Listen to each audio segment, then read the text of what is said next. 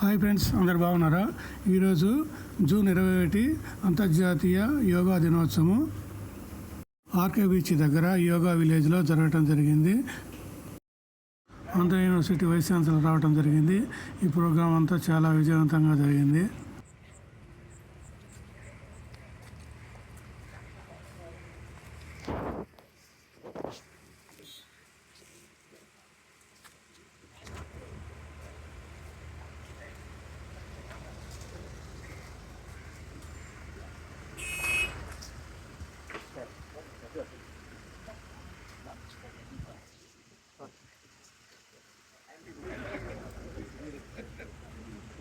madam